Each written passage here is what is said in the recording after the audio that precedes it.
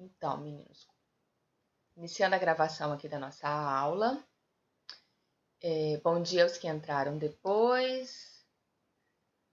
Livro de atividades, produção de texto, unidade 1 e 2. Vamos revisar aqui. Unidade 1, gráfico, tabelas, quadros. A gente viu aquelas tabelas, os gráficos. Vimos a respeito da bicicleta, né? Aquele da produção da bicicleta, do mês de junho, a produção da bicicleta aumenta, fizemos essas atividades, né? Fizemos aquele da questão da água, lembra disso que a gente ficou analisando? Então, nós vimos o gráfico pizza, né? Divididinho ali, e o gráfico tabela, coluna, pode ser na vertical, na horizontal, vimos isso. Pois bem, a proposta, vejam bem como funciona, acompanhando aí na apostila de vocês. A unidade traz gráfico, tabelas, quadro e tal. Estas propostas aqui, traz 4 propostas. Cada uma vai trabalhar um setor, um assunto. Cada proposta vai fazer uma abordagem. Vamos nomear assim. Cada proposta faz uma abordagem que você precisa conhecer dentro do assunto mais amplo, ok? O que vem aqui do título é um assunto mais amplo. Os exercícios são divididos em propostas. Isso é interessante para você perceber o caminho que ele quer que você trace dentro do conteúdo, a maneira como ele quer que você vá caminhando dentro do conteúdo. Então, a proposta 1 trabalhou com gráfico de setores, colunas e linhas. A proposta 2 especificou ali o gráfico de linha. Proposta 3, essa a gente não analisou, depois eu vou passar o gabarito para vocês. Ela repete, ela vem com a questão do celular. Eu quero que a gente se aprofunde um pouquinho neste momento no que está sendo tratado na proposta 4, que são os infográficos. Infográficos. Então, veja, olha o caminho que ele foi percorrendo, né? Dos gráficos de setores, e das colunas, das linhas, e aí chega no infográfico. Okay? O infográfico está na página 20. Passa aí e vamos lá para a página 20. Sabe um negocinho?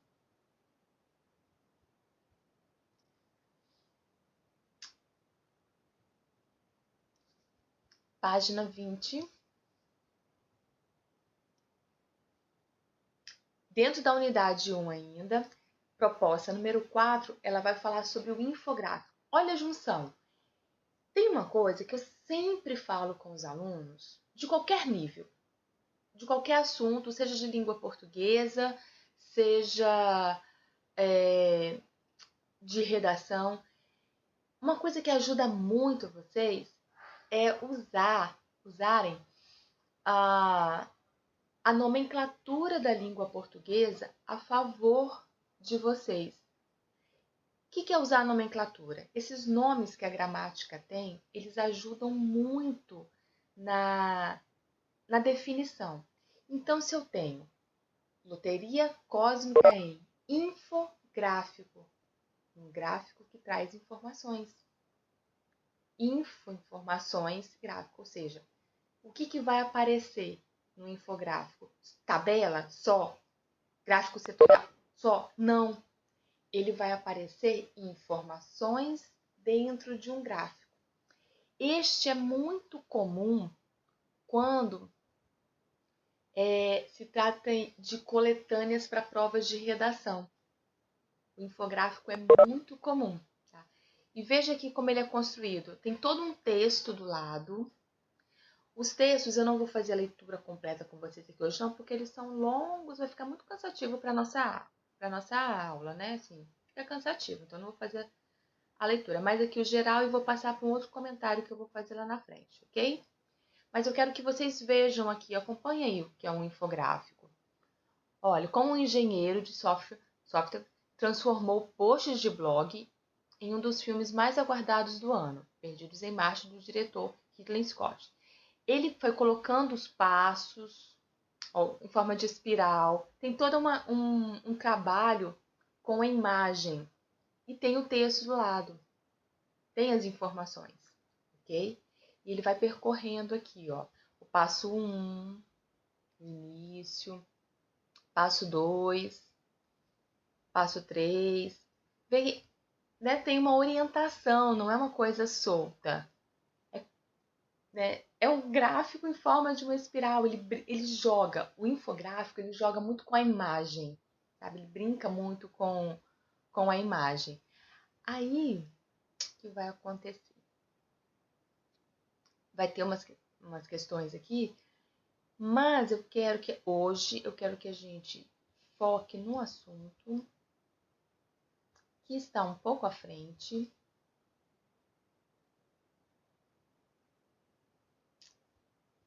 Um pouquinho, vamos descendo, está bem devagar. Podem ir passando as páginas de vocês aí. Tem um texto um pouco longo, a gente não vai ler. Porque senão eu vou ler aqui e vocês dormirem aí, isso não é legal. Não é nem um pouco legal.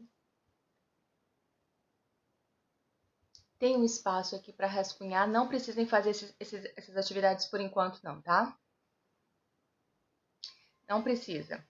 Não precisa fazer essas atividades. O dia de fazer, eu vou colocar. Eu não vou passar atividade durante o recesso para vocês, não. Tá? Ai, demora, né? Demora mesmo. Então, eu não vou passar atividade durante o recesso. Eu tô falando, na verdade, assim, meio que a gente fechando, esses assuntos aqui são assuntos que não tem a ver só com o que a gente vai estudar à frente, tem a ver com o que a gente estudou antes. Por isso que eu quero falar de forma que a gente feche, assim, entendendo também o que foi anterior. Então, não precisa fazer atividade por enquanto, não. Quando a gente voltar do recesso, eu passo, ok? Mas olha, aqui nessa página 25, traz algo que é bem interessante, principalmente para aquelas pessoas que falam assim: ah, eu tenho muita dificuldade de interpretação de texto. Então, por isso que eu queria focar neste assunto aqui hoje. Porque, ó, ele tem a ver com gráfico, com crônica, com novela, com dissertação, com resumo, com resenha. Todo tipo, todo gênero textual que você for trabalhar, este assunto aqui ajuda. Então, ele serve para tudo. Por isso que eu queria trabalhar sobre ele na aula de hoje, porque ele vai servir para tudo. Tudo que você já estudou antes e tudo que você ainda vai estudar. Eu ouço muito, muito de aluno falar que tem dificuldade em interpretar texto. Isso influencia a redação? Sim, porque a redação é sempre é você colocar da sua maneira uma interpretação que você tem do mundo, de outro texto e tal, tá? Então, quando você interpreta, você não fecha no texto só. Você analisa o pré-texto, aquilo que vem antes, tá? O contexto, a situação em que ele foi criado, ok? Essa partezinha aqui eu quero ler e eu quero que vocês acompanhem com muita atenção. Página 25. Práticas de reflexão sobre a língua. Você já deve ter observado que os textos apresentam lacunas. Lacunas. Nem tudo está escrito. Nem tudo está escrito. A serem preenchidas mentalmente pelo leitor. Para ser um leitor proficiente, eficiente, é necessário realizar essa operação de preenchimento. Ou seja, ao ler um texto, eu tenho que assimilar o que ele está me informando e também preencher todas as lacunas, né, que ficam. Daqui a pouco eu dou um exemplo de lacunas bem prático para vocês. Fazendo deduções e inferências acertadas ou plausíveis sobre informações implícitas no texto. Vamos parar aqui e ver o que é isso. Bom, fazendo deduções e inferências. Sabe aquelas coisas assim, até fazem umas piadas com isso. Se alguém chega para você, alguém quer saber horas, né? Aí chega para alguém e fala bem assim: tem horas? Tipo, tem um relógio? Tem um celular? Você tem algo que mede as horas? Aí a pessoa responde, ah, sim, 8h22. Isso é uma inferência, porque quando a pessoa chega pra gente e fala bem assim, tem horas, ela não quer saber se a gente tem ou não. Ela quer saber se você pode informar a ela as horas. Isso, fazem muita piada com isso em relação aos portugueses. Normalmente, quando a gente vê piadas de português, é relacionado a isso. Por quê? A gente tem uma diferença. Os países de língua portuguesa, você vê que quando a gente escuta alguém de Portugal falando, alguém de Angola, de Cabo Verde, os países de língua portuguesa, a gente vê que tem uma diferença grande entre o português do Brasil e o português dos outros países. Isso acontece por conta de toda a história. A nossa formação, a formação do povo brasileiro é uma formação de muita mistura, né? É índio, é africano, é italiano, é alemão, é japonês, é uma mistura que os outros países não tiveram. Isso faz com que a nossa língua fique um pouco diferente dos outros. E nós usamos muito, brasileiro usa muito de implícitos. A gente não dá a informação toda não, sabe? As informações ficam subentendidas, elas não ficam claras. Os outros países não. Eles levam as palavras muito ao pé da letra, sabe? Usam as palavras muito no sentido real da palavra. Um exemplo. Ontem, assim como a gente faz piadas aqui no Brasil em relação aos portugueses, os portugueses fazem piada em relação aos brasileiros, viu? Eles fazem muita piada em relação aos brasileiros. E ontem eu estava conversando com um amigo que é cabo-verdiano e ele falando que em Portugal, Cabo Verde se fala português também. Ele estava falando que em Portugal tem uma piada que assim, chegou um brasileiro, olha o que é o pressuposto implícito. O brasileiro chegou, parou no ponto de ônibus em Portugal e tinha um português no ponto, ele falou assim, o ônibus 715. 715 passa aqui? Aí o português, passa. Beleza. Ficou lá, né? Esperando o ônibus passar. Veio 715, passou. Foi embora. Ele, passou direto, não me viu. Passou mais um pouquinho. Tô travada, gente, pra todo mundo?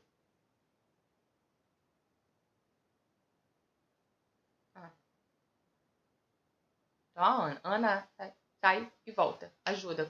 Tá bom. Então, esperou mais um pouquinho, veio 715 de novo. Passa e vai embora. Na terceira vez, vem o 715, passa e vai embora. Ele vira pro português e fala, você não disse que o 715 passava aqui? Ele falou assim, passa. Tanto que já passaram 3. Mas ele não para. Eu falei, você não perguntou se ele parava aqui. Você perguntou se ele passava aqui. Passar, ele passa. Parar já é outra história. Para nós, brasileiros, não é assim.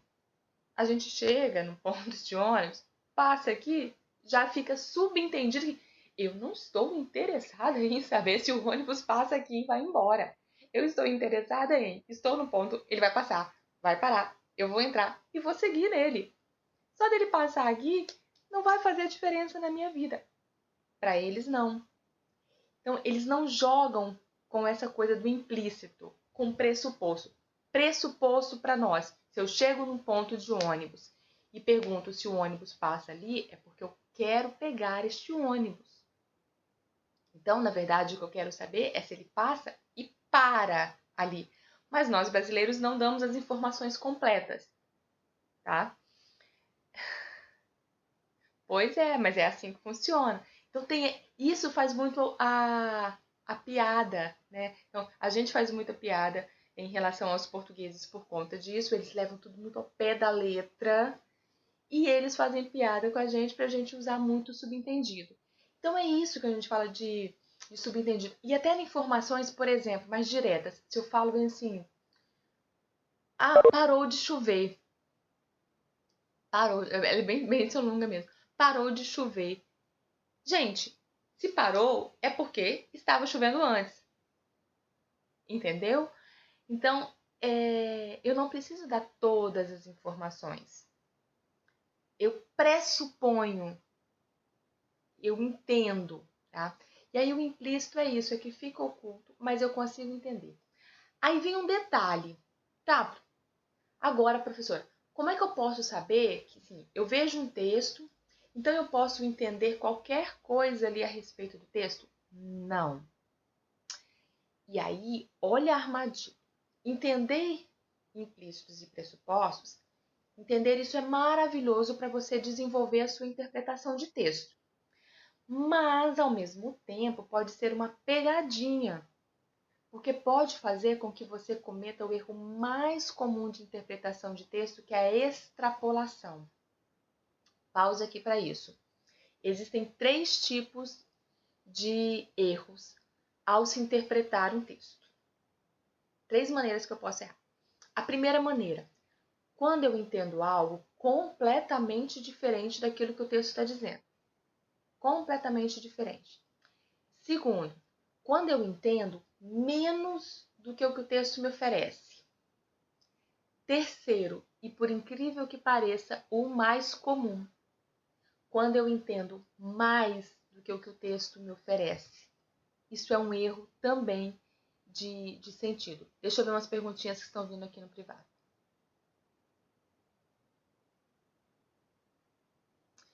Isso mesmo, né, isso mesmo. Ele interpretava bem assim. Então, algumas pessoas aqui estão comentando que passaram por isso.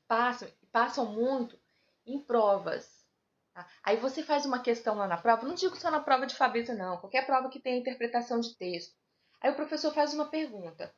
Aí você coloca, assim, você faz uma resposta de 5 linhas. Mas das 5 linhas, só 2, lá no meio da sua resposta, é que tem a ver realmente com o que o professor pediu. Você não vai acertar a questão, ou vai ficar pelo menos meio certo, porque você colocou mais. E é errado também você informar mais do que o que foi pedido. É um erro de extrapolação, esse é o nome.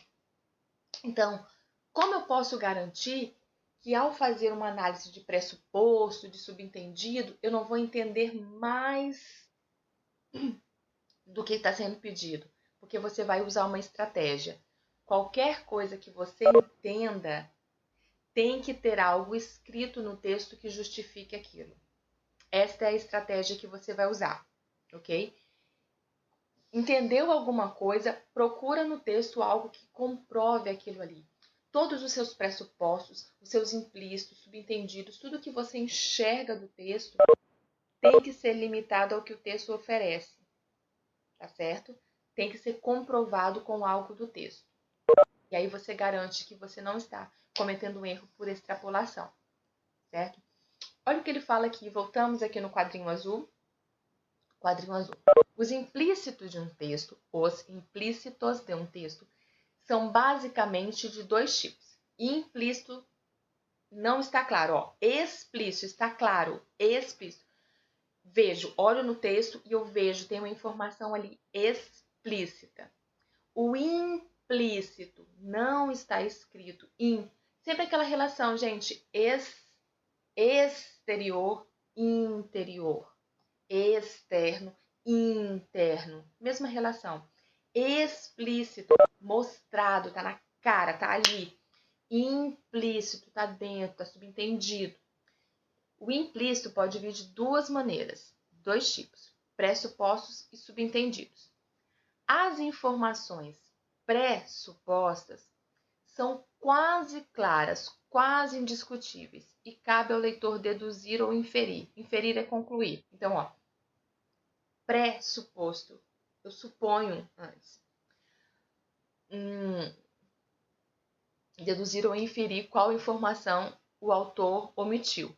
Já as informações subentendidas vão depender do contexto ou da capacidade de interpretação do leitor ou ouvinte. Vou dar um exemplo dos 2 casos. Ah, sim. Sim, ó, estão me perguntando aqui no privado o seguinte, eu vou repetir a pergunta, não vou falar de quem é porque ela me colocou no privado, mas é uma pergunta bem interessante. A pessoa colocou assim, então, professora, na hora de fazer uma redação, por exemplo, podemos perder ponto fácil por isso. E no Enem eles também têm isso. Exatamente. Olha, interessante a sua pergunta, porque aí ela vem para um erro muito comum da produção de texto, que é fuga ao tema. Que é fuga ao tema. Você lê o texto, por que acontece? Você tem uma coletânea, tem um tema a seguir, e aí você tem que ler aquela coletânea e escrever em cima disso. Se você não entende bem a coletânea, você comete fuga ao tema. Essa fuga ao tema pode ser total, ou ela pode ser parcial. Ontem, eu vou dar um exemplo, mas não vou falar de quem é, não era a turma de vocês. Ontem eu estava fazendo um plantão de redação com um aluno, e o tema da redação era educação domiciliar, educação em casa. Que não é isso que está acontecendo com a gente. Tá? A educação domiciliar não tem escola envolvida, não. É a família que é responsável. E aí, ele passou a redação inteira dele falando sobre os problemas da educação no Brasil. A educação no Brasil tem muitos problemas? Sim. Precisam ser resolvidos, precisam ser pensados, discutidos? Sim. Mas ele em nenhum momento citou a educação domiciliar. Sabe o que acontece? A redação pode estar maravilhosa, que ele tira 0. Fuga ao tema faz você zerar, mesmo tendo feito um texto maravilhoso. Entendeu? Então precisa tomar muito cuidado com isso, muito cuidado. É por isso que mesmo para a produção de texto, a interpretação é muito importante. Volto aqui para dar exemplo para vocês da diferença entre pressuposto e subentendido. Olha só, tranquilo. Primeiro aqui, vamos do geral. Implícito do texto, não está escrito. Explícito. Fabrícia é professora de redação. Aí. Fabrícia é o nome dela, professora de redação, não é professora de outra coisa, não, de redação.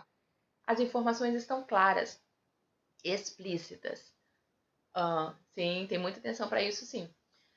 Aí, quando está implícito, não está claro, não está escrito, não foi falado. Pode ser de 2 tipos. Quando é pressuposto, olha a diferença. As informações pressupostas são quase claras, quase indiscutíveis. Quando eu falei para vocês assim, parou de chover. Pode escrever no caderno assim. Pode marcar isso aqui, viu, gente? Parou de chover. Não está escrito que estava chovendo antes, não está. Está implícito isso, mas fica claro, né, gente? Porque só para de acontecer algo que estava acontecendo. Então, concordam que é algo facilmente dedutível? A gente deduz com facilidade? Pressuposto.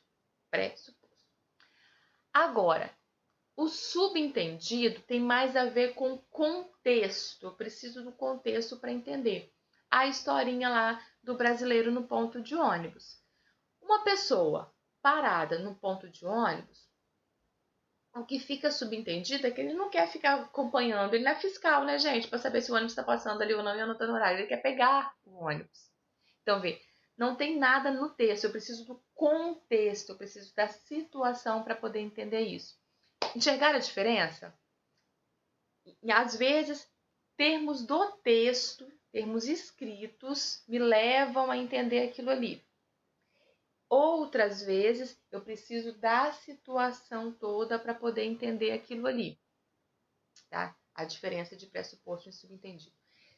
Por que isso tudo? Porque quando chegar o texto para vocês, quando você precisar interpretar, você vai ter que saber o seguinte: tenho que analisar todas as palavrinhas que estão no texto e analisar essas palavrinhas com o contexto, com a situação, com o mais amplo. Ok? Diz para mim aí se está tudo tranquilo, se tem dúvida. Alguma coisa? Tudo ok. Esta interpretação aqui, ela vai ser a respeito daquele texto maior que está lá em cima. Então, nós não vamos fazer agora, porque a gente não fez a leitura. Eu vou passar isso para vocês depois. Só repetindo para quem não se atentou antes, eu vou fazer uma explicação geral, mas a gente não vai fazer atividade agora, ok? Mas vamos fazer atividade em breve. Aí, gente, vamos para um assunto muito legal. Que eu vou começar, porque eu quero que vocês já comecem a pensar umas coisas assim. Ele é muito interessante. São os posts para comentar crônicas. É a unidade 2. Ó, a unidade 2, não precisa nem voltar na apostila de vocês aí não, pode acompanhar só aqui. A unidade 2 vem com posts para acompanhar ou comentar crônicas. E tem as propostas aqui.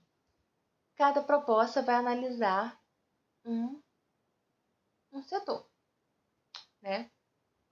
Uma parte.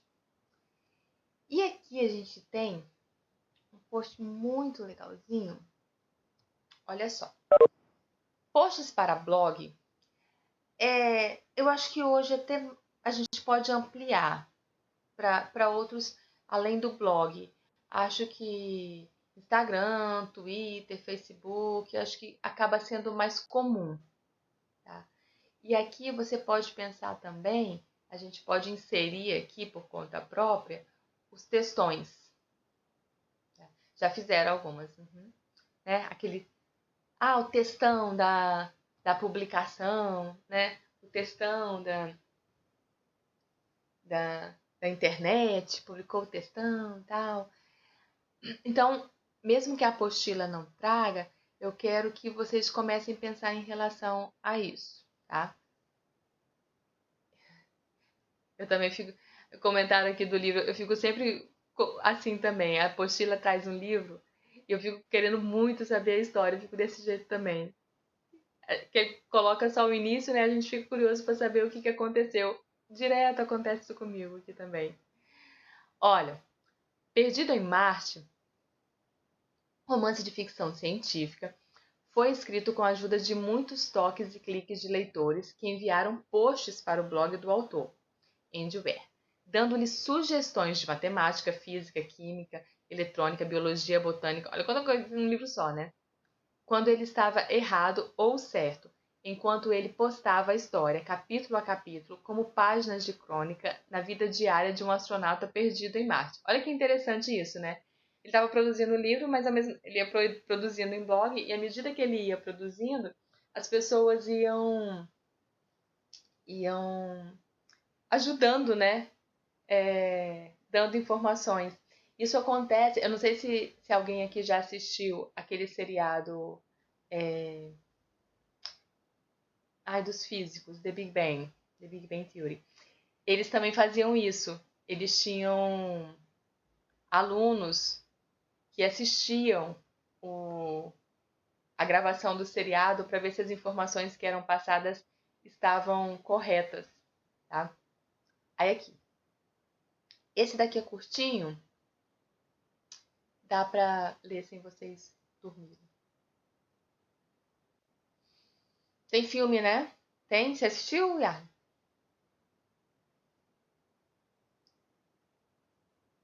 Não vi.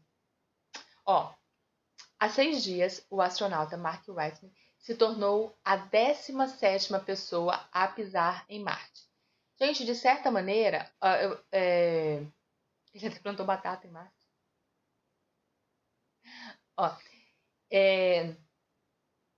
estou aproveitando para falar dos implícitos aqui para vocês. Quando eu falo 17ª, eu não preciso falar assim, outras pessoas foram em Marte antes dele. Não precisa, não precisa.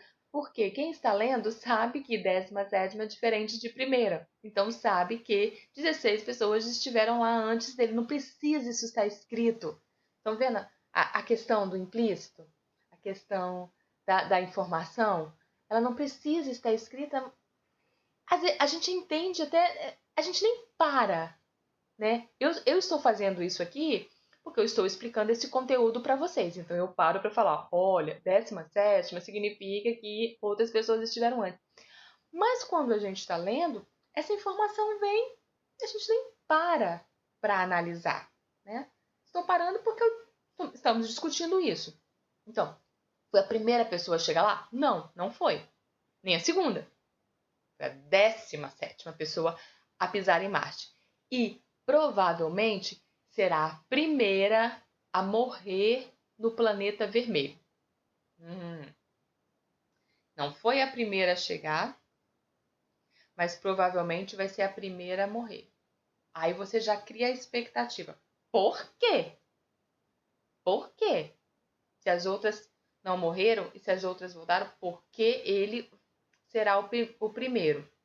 Olha já o jogo com o leitor de prender a atenção do leitor. Depois de uma forte tempestade de areia, a missão Ares 3 é abortada e a tripulação vai embora, certa de que Mark morreu em um terrível acidente. Ao despertar, acidente em Marte, tempestade de areia, toda a tripulação acha que ele morreu, vai embora, deixa o corpo aí. E depois que a tripulação vai embora, ele desperta. Não morreu. E veja, ao despertar, precisa falar assim, não, mas ele não morreu. Não. Se ele despertou, é porque ele não morreu, né? Até então. Ao despertar, ele se vê completamente sozinho, ferido e sem ter como avisar as pessoas da Terra que está vivo. Gente, não tem celular, não pega o sinal. Vocês me deixaram aqui, vocês foram embora e me esqueceram. Não, ele está em Marte, sozinho, e ele não tem como falar, como avisar que está vivo. E mesmo que conseguisse se comunicar, seus mantimentos terminariam anos antes da chegada do possível resgate. Tô rindo porque eu leio as coisas que vocês escrevem no privado, gente. Não aguento vocês, não. Ainda assim, Mark não está disposto a desistir. Mark é uma pessoa destemida, né? Tô em Marte, sozinho, quase sem comida, mas eu não... Ai, meu Deus. Mas eu não desisto. Não desisto. Sou brasileiro. Não, sou brasileiro, parto no brasileiro. Sou terráqueo e não desisto nunca. Munido de nada além de curiosidade. Olha que coisa linda. Nada além de curiosidade de suas habilidades de engenheiro e botânico, sim, porque isso deve ajudar muito, em Marte, né? E um senso de humor inabalável, ele embarca numa luta obstinada pela sobrevivência. Para isso, será o primeiro homem a plantar batatas em Marte. Aí, ó, a batata. E, usando uma genial mistura de cálculos e fita adesiva, vai elaborar um plano para entrar em contato com a NASA e, quem sabe, sair vivo de lá. Talvez aí no recesso assistir o filme. Quem sabe? Quem sabe no recesso? Eu também daria um berro. Eu também daria um berro. Pois sim. Baixar em PDF o livro, achar, ver o filme. Então, pessoas. Aqui a atividade é mais subjetiva e a gente está chegando no finalzinho. Então, se alguém assistiu o filme durante o recesso, quando voltar, conta pra gente. Tá? Já deixa anotadinho, conta pra gente. Pode fazer um post para ser lido quando a gente voltar. A gente já começa a aula com a leitura do post. Certinho? Quem quiser fazer, viu o filme e quiser escrever um postzinho contando, falando sobre o filme, a gente começa a próxima aula com a pessoa lendo, tá? Mas isso não é tarefa, não. Não vou passar tarefa durante o recesso para vocês, não. Ok? Então, gente, essa é a nossa última aula. A gente volta daqui a 2 semanas. Que eu vou comentar mais algumas coisas dessa unidade 2 ainda. Para aí sim a gente iniciar o terceiro. Tá certo? Descansem, aproveitem, relaxem, façam coisinhas que gostam, mas se cuidem também em casa, cuidando da casa, cuidando de você cuidando das pessoas, cuidando da casa. Cuidemos uns dos outros, certo? Beijo grande e até daqui a 2 semanas.